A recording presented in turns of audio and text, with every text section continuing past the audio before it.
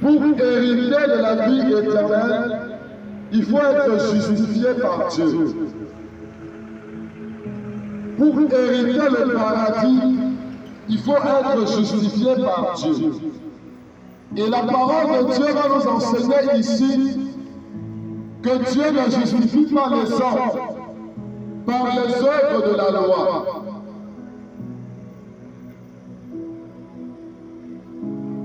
Et avant que Jésus ne vienne donner sa vie pour nous, Dieu nous a montré dans le commencement par celui qu'on appelle le père de la foi, Abraham. Dieu a justifié Abraham, non pas parce qu'Abraham avait obéi à Dieu en lui donnant Isaac, mais simplement parce qu'Abraham avait cru en Dieu. Dieu a justifié Abraham. Dieu a démontré par là que sa justification ne s'obtient pas par les œuvres du mérite, mais simplement par la foi.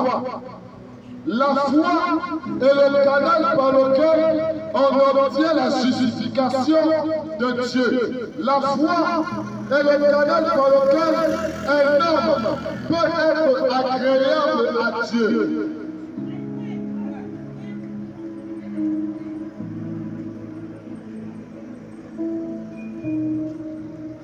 La parole de Dieu va dire ici,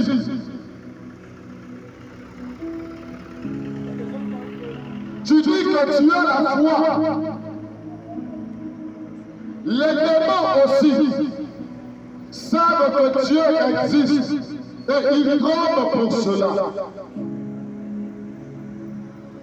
Qu'est-ce que la Bible nous enseigne ici? Qu'est-ce que la parole de Dieu nous dit?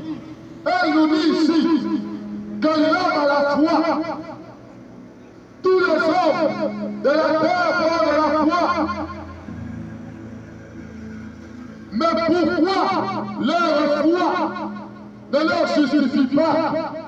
Pourquoi leur foi ne leur sauve pas? Parce qu'elle n'est pas bâtie sur la vérité.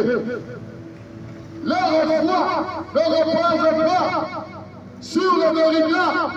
Elle ne repose pas sur la volonté de Dieu. C'est pourquoi la foi des hommes ne les sauve pas.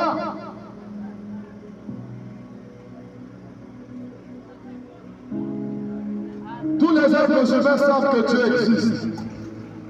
Mon ami, les démons le savent aussi.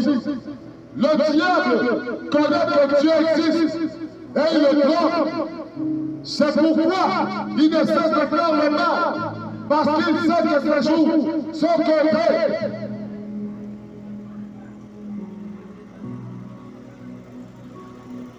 Oui, la foi de l'homme, si elle ne repose pas sur la volonté de Dieu, elle ne peut le sauver. Elle ne peut produire le miracle. Elle ne peut produire la justification. La volonté de Dieu ici, c'est la personne de Jésus. Parce que Jésus-Christ, il est le roi de Dieu. Il est le Messie, le Christ de Dieu.